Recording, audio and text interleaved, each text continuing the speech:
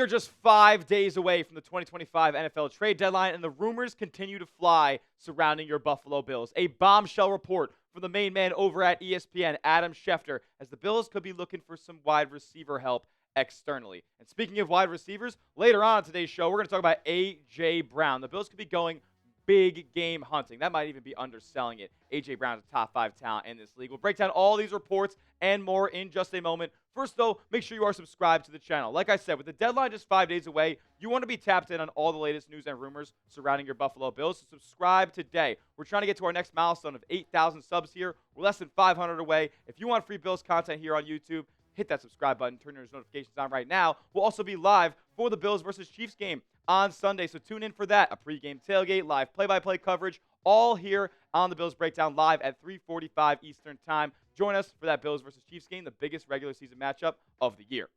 All right, this big time Adam Schefter report coming in from ESPN. He said, I'm still counting and waiting on deals for wide receivers. We've got the Pittsburgh Steelers, the Buffalo Bills, the Denver Broncos, other teams that have made calls about wide receivers. We've got the New Orleans Saints sitting on a collection of wide receivers in which I think at least one will be dealt. Let's talk about the Bills here before we talk about New Orleans and their treasure trove of wide receivers that could be dealt at the deadline.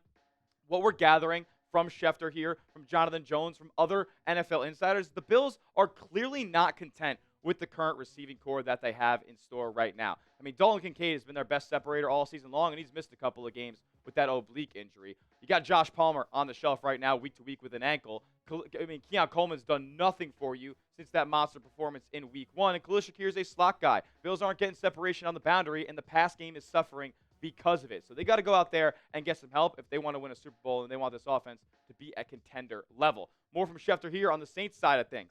He's saying, and if I had to bet, I'd say Rashid Shaheed is the guy that interests most teams for his speed and his talent, and the guy whose contract is up after this year, who the Saints, I think, would be most willing to part with if the compensation were fair.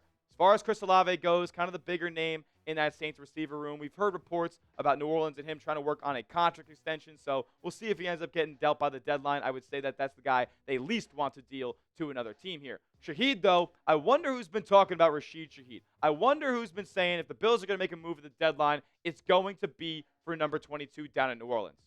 Oh, yeah, this guy. Shaheed would be an awesome fit, man. I would love to see the Bills go out there and make a move here, a true field stretcher, and it could help them in the special teams department as well. As far as other receivers on that Saints squad, though, there's more than just Olave and Shaheed. The Saints are also taking calls on Brandon Cooks here. Mickey Loomis, the GM, did say they're taking calls on a plethora of players, but declined to make any of those specific names known. I presume that he is taking calls on Rashid Shaheed and Brandon Cooks. Cooks wouldn't be good enough, though, in Big 2025 to help the Bills and move any needles. Shaheed, though, I think actually could be the difference for Buffalo. Has yet to necessarily put up a stellar receiving season. You take it back to 2023, where he had 700 yards, 15 yards a catch, 5 touchdowns. I mean, kind of broke out that season where he was also an elite kick and punt returner as well. But as a receiver, man, he's got some serious depth to his game now, I think. A better route runner than he used to be, just more of a vertical threat, trying to take the top off of the defense. But even if that's the role that he plays for the Bills, that just opens up so much more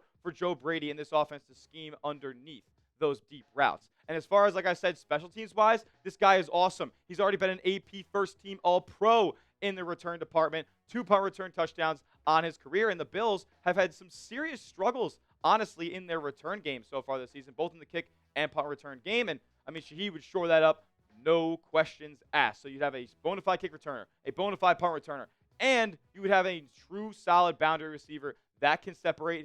His numbers in that department aren't the greatest, but trust me, this guy can get open, whether it's burning a guy down the sideline or stopping on a dime in the middle of the field as well. I like Shaheed, and he would be a great fit here in Buffalo. But they did say, Schefter in his report, that it would be for the right price for New Orleans here. And that price, he said, an asking price from the Saints is a 3rd-round pick for Rashid Shaheed. Would I be the most willing to give up a 3rd-round pick? I'm not so sure, because we mentioned it before. We'll say it again. Rashid Shaheed's a free agent in 2026. The Buffalo Bills aren't the most, cap-savvy team. They could easily absorb Shaheed's very small base salary and roster bonus here that you would need to absorb in a trade. They wouldn't have to make any moves to make this happen. But he's a free agent in 2026. Would they be willing to bring him back? Would they be willing to give up a 3rd-round pick for a guy that they could lose this spring, I'm not so sure. My whole take on the situation is this. If there's real competition between Pittsburgh and Denver and maybe some other teams out there with the Bills, then maybe I would go ahead and send a third-round pick. But I would be more willing to go out there and send like a fourth-round pick, even plus another day 3 selection, like a fourth and a seventh, in exchange for Shaheed here, who hits free agency this spring, and who knows if the Bills will bring him back. Who knows if this is going to be an Amari Cooper situation and he doesn't end up performing that highly for Buffalo. I would hold off on giving away a third unless there's real stiff competition and the Bills are desperate for a receiver. Let me know in the comment section right now what you would do if you were the GM. Should the Bills trade for Rashid Shaheed? Type T for trade, P for pass. I want to hear from the Mafia on if number 22 down in NOLA is intriguing you guys at all. Next, we're going to talk about A.J. Brown because I'm in on a Rashid Shaheed trade, no doubt about it. But are the Bills dreaming bigger? Yes, number 11 in Philadelphia, who we alluded to earlier.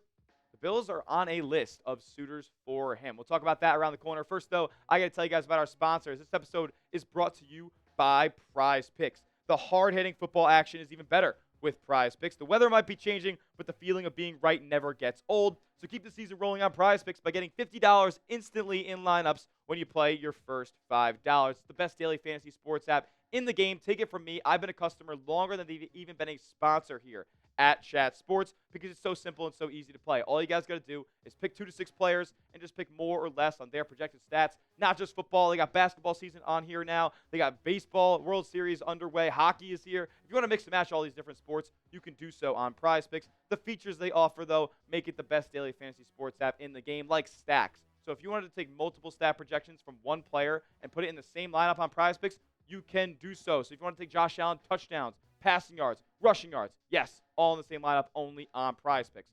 My lineup for Week 9's action starts tonight with Thursday Night Football. I got Derrick Henry to have a day, more than 89.5 rush yards against the Dolphins. And then for Sunday's action in Buffalo, I got Josh Allen more than 34.5 rush yards and Khalil Shakir more than 50.5 receiving yards. Somebody's got to catch the ball for the Bills. You can tell my picks or fade them. Just do it at PrizePicks.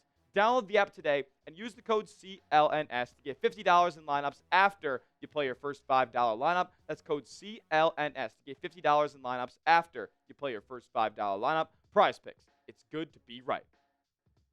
If they don't go after Rashid Shaheed, they can't get a guy like Kris Olave. If Brian Thomas Jr. is off the trade block, then is A.J. Brown the answer? An NFL insider lists the Bills as a top suitor for an A.J. Brown trade.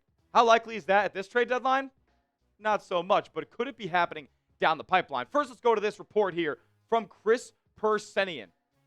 I'll tell you who Kris is in just a moment. But he says sources, the Bills, Broncos, and Steelers would be atop the list of suitors for A.J. Brown if he were available via trade. The Eagles have not told teams that they plan on moving their star wide receiver, but some teams think they're holding out for better offers.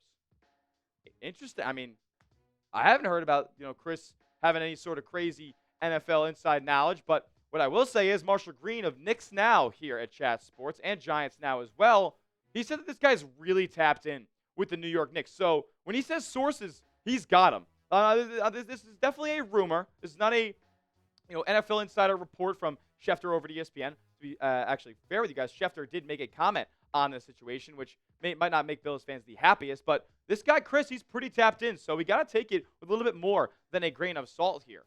In the report, he did say that these teams, these Bills, Broncos, and Steelers, who, by the way, those are the teams that Schefter alluded to at the beginning of today's video, do not expect A.J. Brown to be available at this trade deadline cycle. So it looks like this is going to be a long-term play by a bunch of these franchises. Schefter, with this, kind of the hammer down on the whole situation. He said the Eagles would be willing to listen to any trade offer, but sources believe Philadelphia would not be willing to part with Brown for anything less than a blockbuster offer, which is not expected to be forthcoming. Now, what does a blockbuster offer mean? Probably a first-round pick and then some. I would trade a first-round pick for A.J. Brown easily. Right here, right now, you put the first-round pick in front of me. Yeah, I'm sending it away for A.J. Brown. No ifs, ands, or buts about it. How likely is it that the Bills get a star wide receiver around pick 30? They just tried to do it and they couldn't. So it would make sense for them to go out there and get a guy like AJB if that's the asking price, but it's probably a little bit more at this point because A.J. Brown is incredibly expensive, especially expensive to trade by the Eagles. He has a $90 million dead cap hit if he were to be traded right now before the deadline.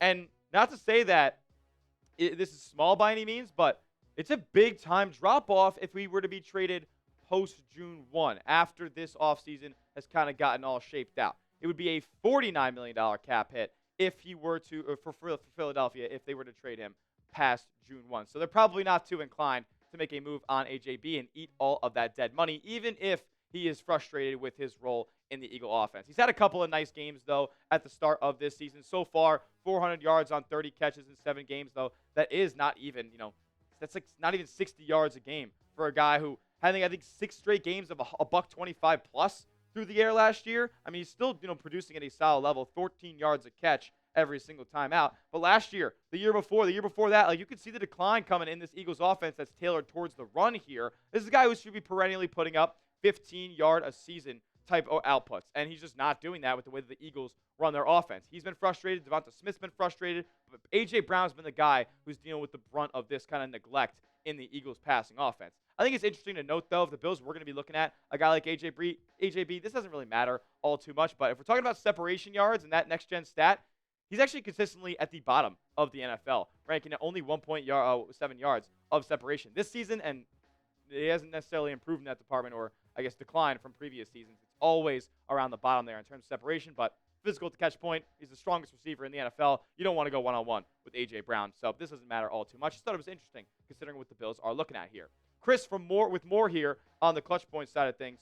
He says, opposing organizations also have an awareness that things could change quickly in sports, in business, and especially when the two intersect. If Philadelphia does eventually decide that trading their star receiver could be in their best interest, the Bills, Broncos, and Steelers will likely revisit their interest in the star pass catcher.